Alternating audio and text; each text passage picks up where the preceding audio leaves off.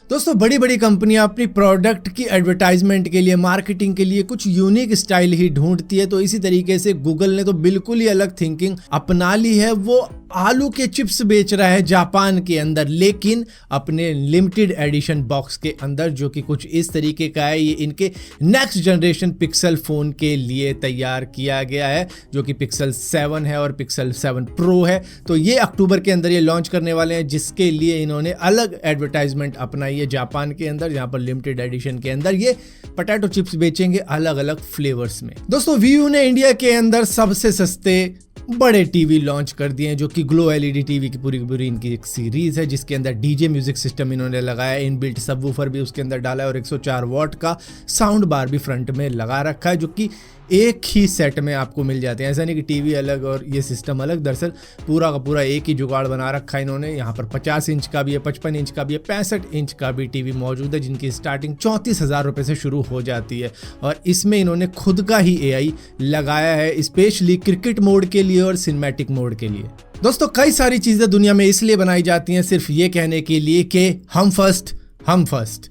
तो इसी तरीके से चाइना ने भी दुनिया की सबसे पहली मैगलेव कार बना दी है। ये मैग्नेट लेविटेशन वाली कार है, जिस तरीके की मैगलेव ट्रेन होती है, तो उसी तरीके की ये कार है। ये करीबन 2800 केजी की कार है, जो कि करीबन 230 किलोमीटर पर आवर की स्पीड से भाग सकती है हाईवे के ऊपर। लेकिन इसके लिए वो कंक्रीट वाला हाईवे नहीं चलेगा, इसके लिए एक सेपरेट ट्रैक देना पड़ेगा, जो कि मैगलेव रिलेटेड कार्स के लिए ही बनाया जाएगा सेपरेटली। तो इतना ज़्यादा खर्चा तो कौन करने वाला है, लेकिन हाँ फिर भी जैसा मैंने कहा कि हम फर्स्ट वाला स्कीम है यहाँ पे, तो उसी तरीके से चाइना ने कह दिया कि भाई मैंने बना दी पहले। दोस्तों आप लोगों को मालूम चल गया होगा कि गुजरात के अंदर वेदांता और फॉक्सकॉन ने मिलकर करीबन 1,54,000 करोड़ रुपए की इन्वेस्टमेंट करी है सेमीकंडक्टर प्लांट को सेटअप करने के लिए। और यहीं पर वेदांता के चेयरमैन अनिल अग्रवाल का कहना यह है कि इससे बहुत सही चीजें होने वाली है इंडिया के अंदर। एक तो जॉब्स क्रिएट होंगी और इसी के साथ साथ आपको लैपटॉप काफी ज्यादा सस्ते मिलने लगेंगे, क्योंकि सारी चीजें यहीं पर बनने लग जाएंगी, जैसे कि आपका जीपीयू हो गया, सीपीयू होगा, और यही सारी चीजें अगर यहाँ पे बनने को आपको मिल गई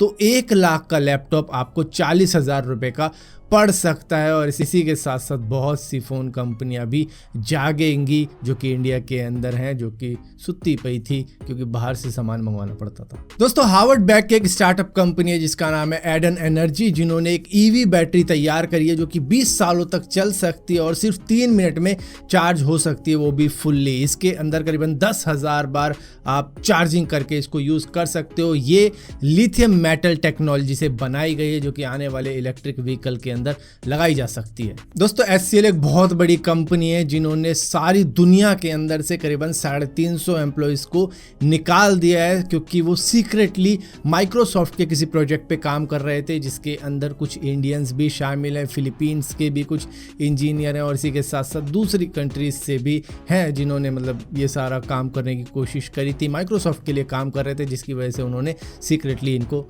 निकाल दिया।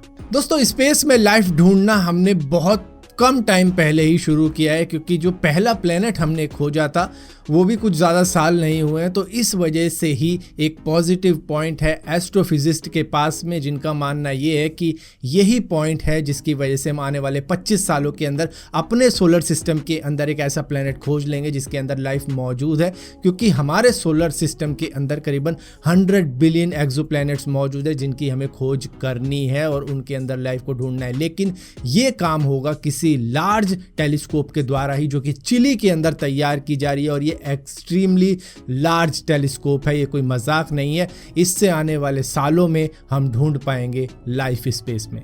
दोस्तों टैटू का सिस्टम आपको पता है कि टैटू किस तरीके से होता है। एक छोटा सा नीडल होता है, जो कि आपके हाथ में या फिर जिस भी जगह पर आप टैटू बनवा रहे हो वहाँ पर लगा दिया जाता है, और उसके बाद में वहीं पर छेदते चले जाते हैं और उस तरीके से आपका टैटू तैयार किया जाता है।